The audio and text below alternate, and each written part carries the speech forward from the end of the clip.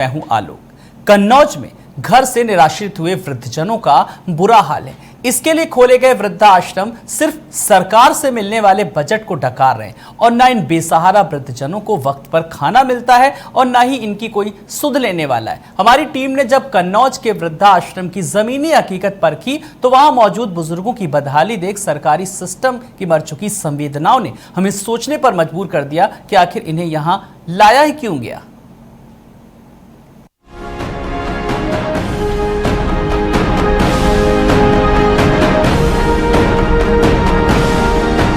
ये है कन्नौज के गुगरापुर ब्लॉक में बना वृद्ध आश्रम। 2 साल पहले खोले गए इस वृद्ध आश्रम का संचालन समाज कल्याण विभाग की देखरेख में होता है। लखनऊ के एनजीओ आदर्श जन कल्याण और शिक्षा समिति को समाज कल्याण विभाग ने यहाँ रहने वाले निराश्रित बुजुर्गों की हर सुविधा दुरुस्त रखने का जिम्मा दिया है और इसके लिए बाकायदा एनजीओ को सरकार से मोटी रकम भी मिलती है। लेकिन सरकार से मिलने वाला बजट कितना इन बुजुर्गों पर खर्च किया जा रहा है, इसकी पोल आश्रम के बुजुर्गों की बदहाली खुद ही खोल रही है।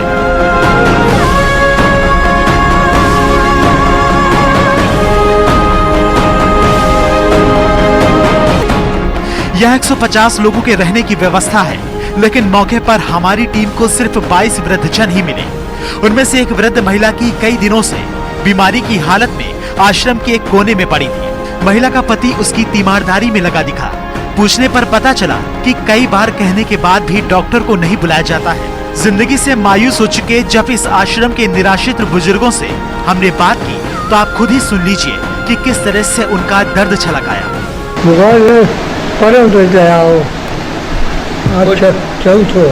कोई डॉक्टर को दिखाने गए थे क्या?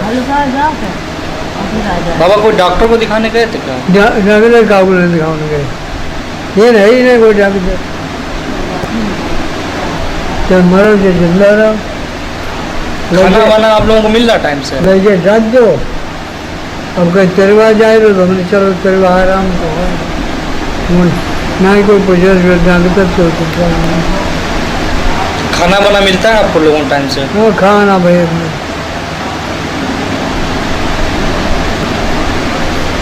तो कैसे हालात है यहाँ पे?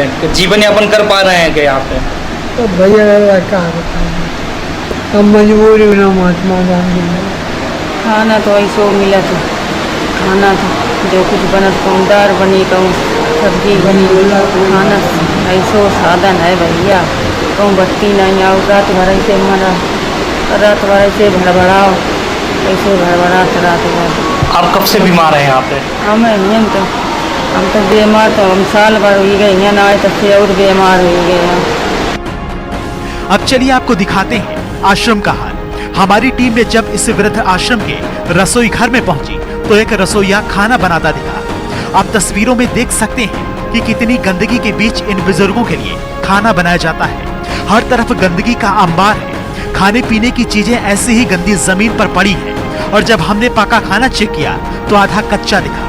सरकार की मानकों के मुताबिक यहाँ 2 रसोइये होने चाहिए, लेकिन एक ही आदमी का होना कहीं न कहीं एनजीओ की घपलेबाजी को पुख्ता करता है। इसके बाद हमने बात की वहां मौजूद रसोइये से। उसका इन सब बारे में क्या कहना था ये भी सुन लीजिए। कितने लोगों के लिए खाना बना रहे हैं? 22 लोग तो 36 हैं यहाँ पे।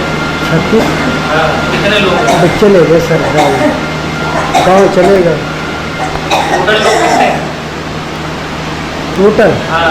अभी ये हमको नहीं मालूम है, हमारे पास रजिस्टर भी नहीं है। खाना बनाता तुम्हें बता नहीं जाता कितने लोगों के लिए खाना बनाना है? नहीं तो 22 लोग आए और गांव चले गए। इससे पहले कब गांव चले गए? 2-3 दिन हुए हैं। उससे पहले तो 32-35 ऐसे हो जाते हैं। क्या क्या बनाया खाने का? खाने में रोटी है और पालक है। और इसके बाद जब हमने आश्रम की बदहाली पर समाज कल्याण अधिकारी से बात की तो उनका एक रटा रटाया जवाब सुनने को मिला। आप खुद सुनिए कि निराश्रित बुजुर्गों की बदहाली पर कन्नौज समाज कल्याण अधिकारी का जवाब क्या था।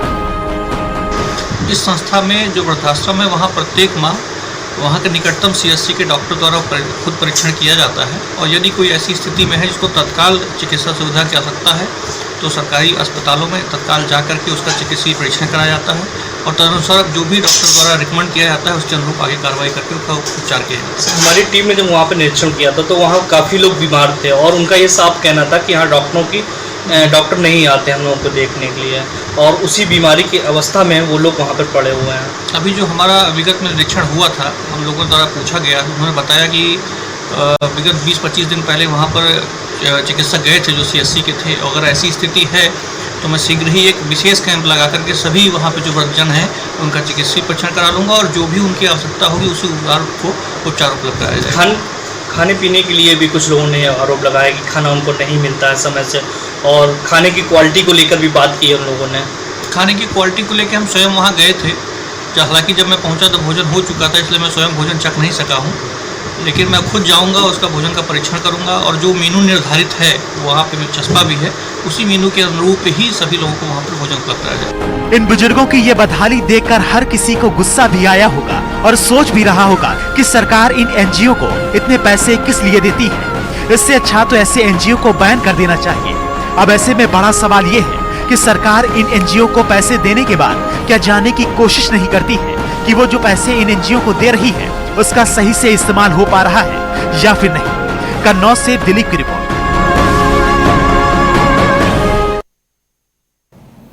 आगरा में विज्ञापन